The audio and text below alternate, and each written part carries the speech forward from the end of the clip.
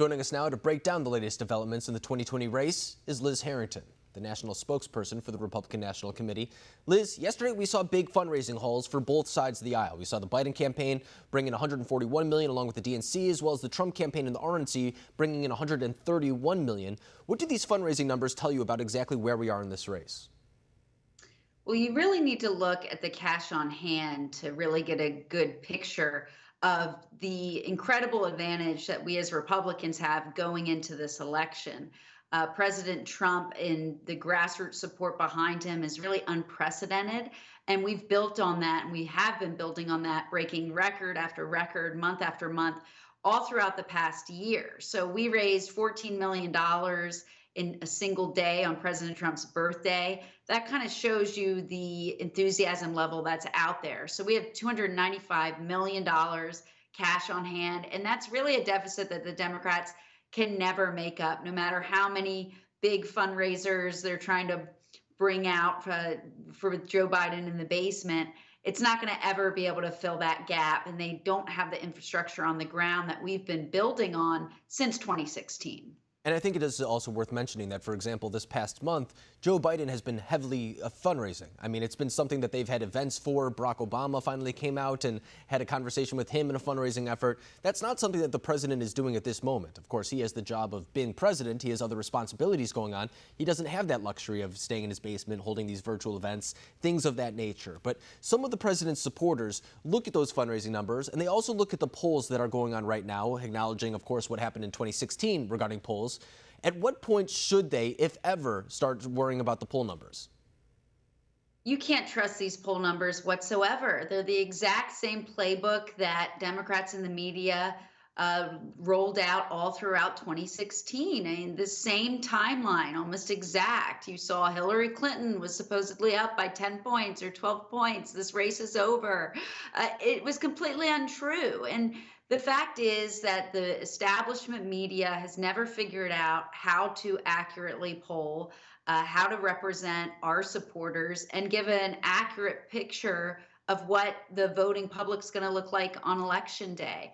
Our support is unprecedented. We've never seen a Republican Party so united and so enthusiastic to go out and vote for President Trump. Joe Biden does not have that. Even if you look at these polls, which are so heavily skewed in favor to Democrats, you can look at the lack of enthusiasm that their party really has. No one's going out to actually vote for Joe Biden.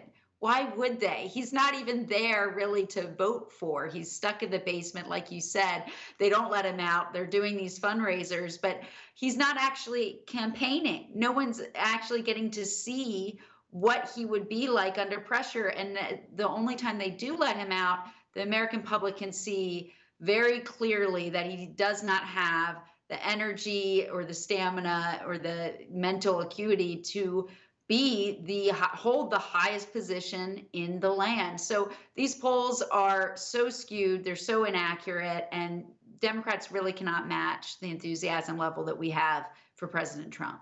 But they will have the cover of the media. That's become very apparent over the past couple months, but especially the last couple of days. We talked about on the show yesterday about how Joe Biden's presser, if you will, where he had a pre-approved list of questions, was very much more calm, very much more cooperative than we see, for example, with Kayleigh McEnany or when President Trump is doing a press briefing, something of that nature. They're two very different events.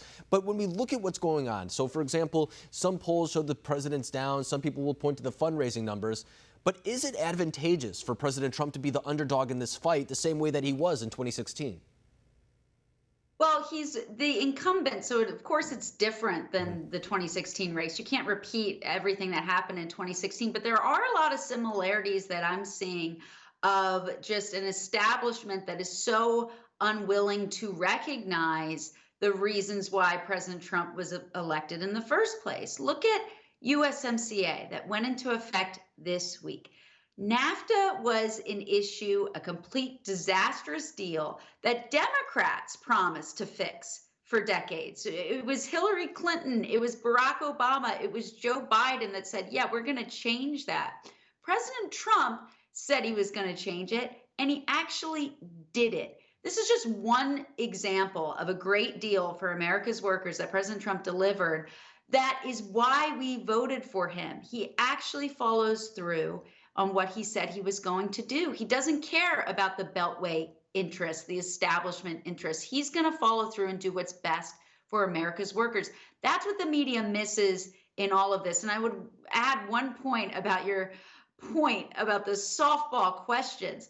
Yeah, Kayleigh McEnany was asked whether President Trump supports the Confederacy. Why didn't a single reporter ask their candidate who bragged about being on the South side of the Civil War, Joe Biden? He bragged about getting an award from George Wallace. The press conference, if you can even call it that, was such a joke. The media is so in the tank for the Democrats, they might as well just send in the check and call it a day. Yeah, and they had no problem bringing up exactly what you just said when it was Kamala Harris making the same allegation or Elizabeth Warren making the same allegation against Joe Biden during the primary. At that point, it was fair game. But now that it's Joe Biden against President Trump, all of a sudden that issue has been pushed to the side. I think you're very right to say that, and I think a lot of voters will see that too. But Liz Harrington, thanks for coming on and breaking down this race for us.